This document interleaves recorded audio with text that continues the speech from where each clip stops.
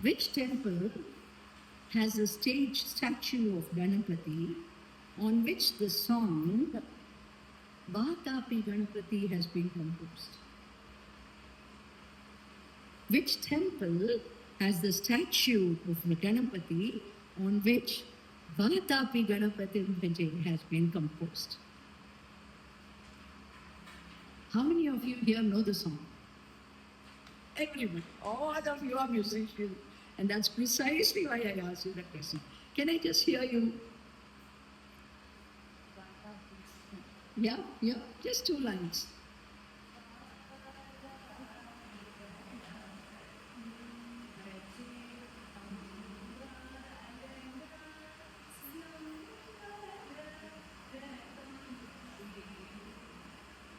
Exactly. So all of you know this song because this is the very first invocation song that you learn. Almost all of you learn this as the first kirtan. Am I right? Who has composed this? Wonderful. I got the answer from there. It's Muthuswami Dikshita. And now tell me, where is this Vatapi Ganapati sitting? In which temple? Muthuswami Dikshidhar has a phenomenal habit. Okay, he in his songs will also let you know where he found the idol, where the idol came from, where it is seated presently. He does it all. If you've been observing very closely, and that is why I chose this little song. This is a beautiful place called Thiruvarur. Thiruvarur is a beautiful temple in Tamil Nadu, and it has some amazing things. Do you know what it has? It has the biggest ghat, it has the biggest pond, it has the mother as a yogini, and it has the statue of, any guesses? Anybody who knows the name of the mother? Kamalambika. Kamalambika. And it is here that Muthuswami Dikshidhar composed the Navavarna Kritis. And this is what? And there are 108 Ganesha statues in this temple. And you know what they say? They say if you're born here in Thiruvarur, you attain moksha. Because the Shiva here is Mooladhara Murti. Which means he simply starts, he builds in you a sense of belongingness, moves you out of inertia, and gets you into action. And that is why we sing this song too, because he is sitting right there, and this is the song that we sing for invocation. Now, this is just the history, right? If you open up your Google, you will find all this, right? Is it easy to remember all this? Not really. How do we really get to remember all this then? Do you think it is important to remember all this? Yeah? Why is it important to remember this? Do you think it is good to know or important to know that, wow, you saw Vatapi Ganapati, Vatapi is sitting there in Thiruvarur. And Thiruvarur is this kind of a place. There's something that amazing happened to Muthuswami Dikshidhar. He got aligned there and he started composing these incredibly beautiful songs. In fact, all the Trinity, Tyaga Brahma, Muthuswami Dikshidhar, and Shama Shastri are all born in Thiruvarur. And that is precisely why I chose the temple for you girls here, because you're all musicians and you sing all the compositions. So I walked into the temple one day and it was around 6 p.m., close to that, say I think 5:55.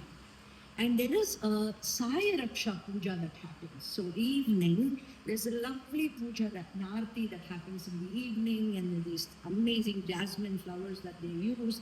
So I wanted to go and witness that puja, but I'm running out of time. If I don't go on time, I will miss the puja.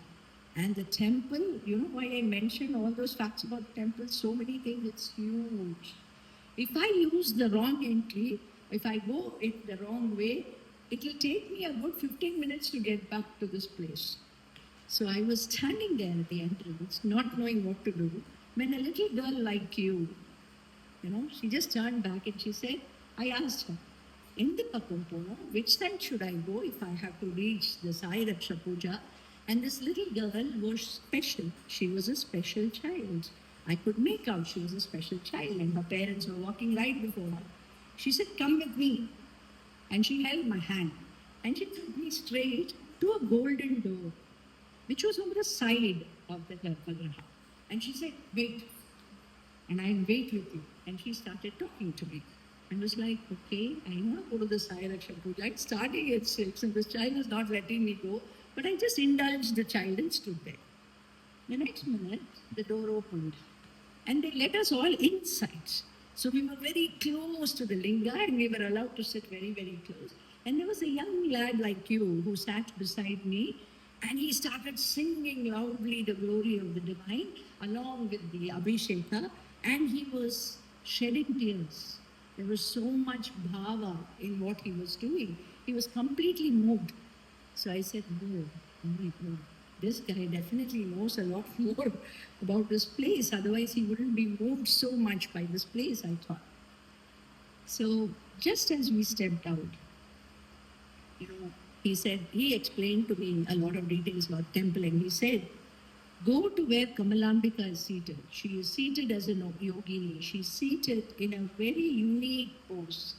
And right behind her, there is a stone. And that stone is formless. And it is called Akshara." And exactly at that moment, the mother of the child said, "Akshara, can we move now?" So I will never forget this story, right? Because who led me there? It was Akshara herself. And formless. Why? Because I'm saying so many words. They're just coming out from my being, but I don't know what you are making out of it. The words are all formless, but they are definitely taking some form or the other within you. That was the biggest learning. So this is where sound begins and sound emanates. No wonder Muthuswami Dikshita is able to compose such divine compositions in that place. It is known for the biggest cart which goes around the temple. It takes thousands to actually even steer the cart around the place. A must visit place. But Akshara will never make me forget that place ever again because this is the biggest lesson I learned on that day. Good? Shall we proceed to the next story? And as I'm